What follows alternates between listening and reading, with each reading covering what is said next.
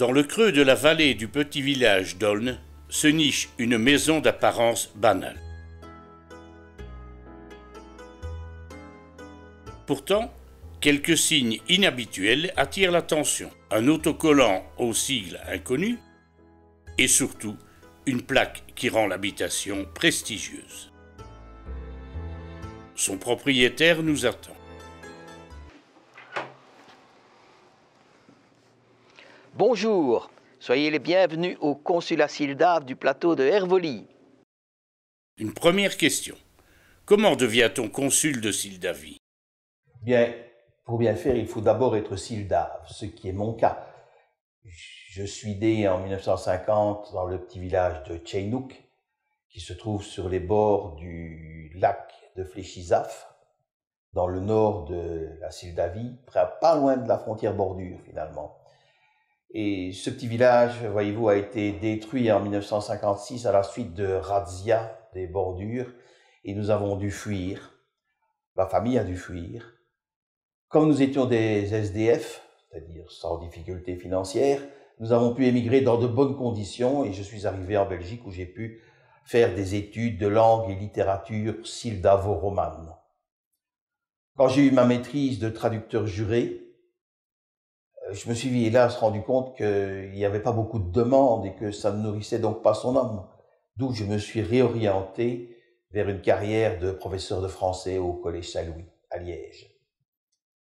Quelques années plus tard, en vacances du côté de Perpignan, j'ai rencontré un compatriote Sildave qui m'a dit que la chancellerie cherchait désespérément à ouvrir des consulats en Europe. Il m'a conseillé de présenter ma candidature, ce que j'ai fait. Elle a été acceptée et j'ai donc pu me rendre à Clou, la capitale, où Sa Majesté le Roi Ottokar VI m'a reçu et m'a remis le document officiel qui fait de moi un consul de Sildavie, ainsi que la distinction honorifique qui l'accompagne, à savoir la Grande Croix de l'Ordre du Pélican d'Or. Quelques précisions sur le pays peut-être? La Sildavie est un petit pays de 732 000 habitants qui est situé dans les Balkans. Il a une frontière commune avec son ennemi séculaire, la Bordurie, et une frontière à la Méditerranée. Le pays est assez montagneux. Au nord, on trouve le massif des Mille Pattes. Et du massif des Mille Pattes découlent deux vallées autour desquelles le pays s'articule. La vallée du Vladir, le fleuve Vladir, qui est rejoint par son affluent le Moltus, à hauteur de Clou, la capitale du pays. Les principales villes du pays sont Tesnik, à proximité de la base spatiale de Sproch, d'où est partie la première fusée pour la Lune.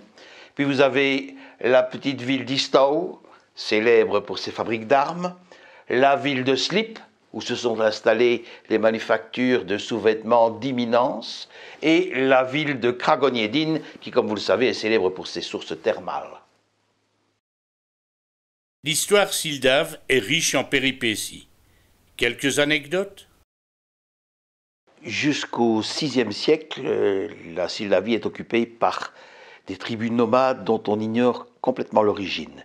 Puis, au VIe siècle, interviennent des invasions slaves qui vont occuper le territoire pendant 4 siècles, à peu près. Vers 1150, Végi, un chef slave, part à la reconquête du pays et rencontre les armées turques dans la plaine du Moltus pour une célèbre bataille qu'il remportera assez facilement parce que les Turcs sont mal encadrés, mal équipés. Et il va ainsi s'installer dans la capitale Zilherum, qui était la capitale des Turcs, qui va changer de nom à ce moment-là, qui devient la ville de Clou, du Sildave Clou qui veut dire conquête et Au qui veut dire ville.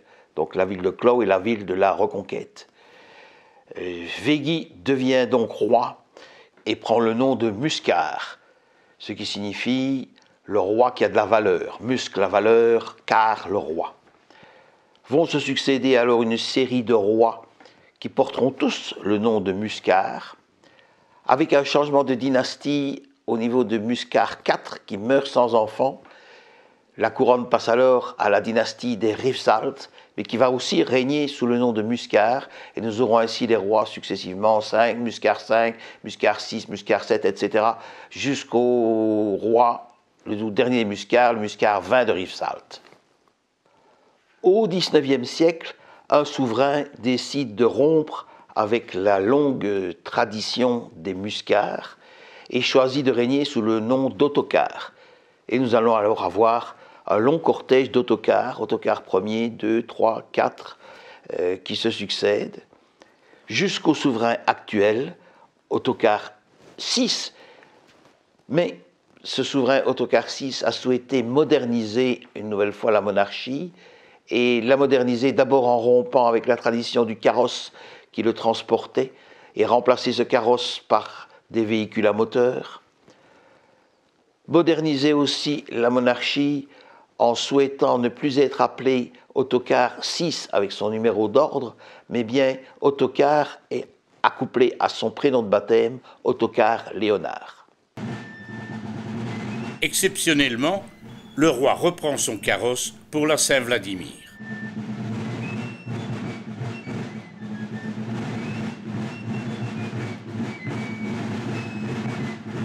Hussards à cheval et fantassins défilent dans la capitale.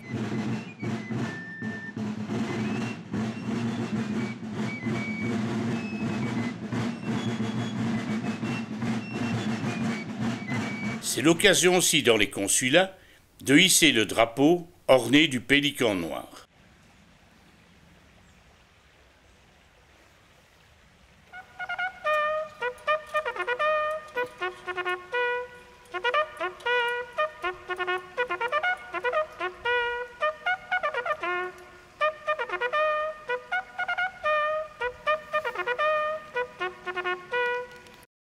La devise de la Sildavie mérite aussi une explication. Muscar IV, qui s'efforçait de mettre fin à la féodalité dans son pays. Un jour, devant lui se présente le baron Starvitch, qui revendique le trône et qui se lance dans une diatribe phénoménale. Le roi ne dit rien, il écoute, puis quand Starvitch arrive à la fin de son réquisitoire, il brandit son sceptre et dit « Si tu le veux, viens le prendre ». Starvitch, à ce moment-là, fou de rage, se précipite sur le roi. Le roi fait un pas de côté, l'évite et assène un colossal coup de sceptre sur la tête de Starvitch en prononçant la phrase célèbre « Ei benek, ei blavek », ce qui signifie « Qui s'y frotte s'y pique ». Je sais que certains linguistes de l'université de Molenbeek ont tenté une interprétation différente en disant « j'y suis, j'y reste », mais ce n'est pas linguistiquement correct. Si une grande salle est prévue pour les réunions importantes de la chancellerie, le travail journalier du consul s'effectue dans le bureau voisin. Vérification et maintien régulier des sites internet, impression des cartes d'identité pour les résidents,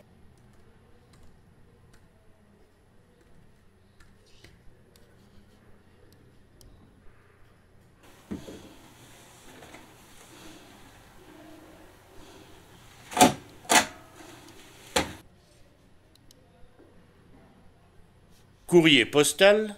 Ah ben voilà, je viens de recevoir le courrier du jour. Et ceci, c'est un pli qui arrive directement de Clow. Je vais essayer de conserver l'enveloppe parce qu'elle porte des timbres Sildave que j'essaye de collectionner. Et ceci, j'ai de la chance aujourd'hui. Voilà un deuxième courrier diplomatique qui m'arrive avec des timbres Sildave, mais il a transité par la Suisse. Il m'arrive de mon collègue, le chancelier d'ambassade, qui est installé à Lausanne. Pour terminer, quelques mots sur la cuisine Sildave. Pour en parler, rendez-vous au restaurant Clos pour déguster un délicieux slasek.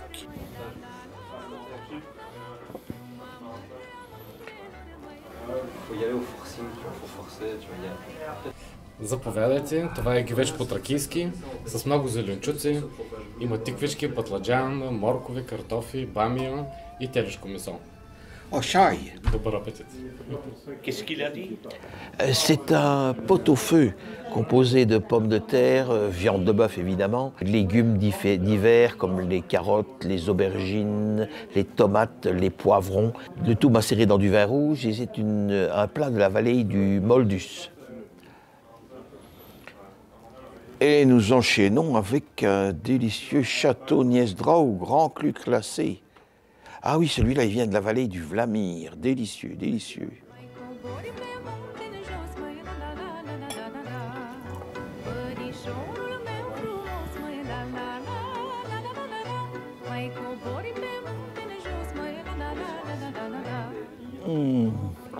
Il tient toutes ses promesses. Merci, monsieur le consul, pour nous avoir fait découvrir votre pays de rêve. Merci de votre visite et bonne journée à tous. It's okay.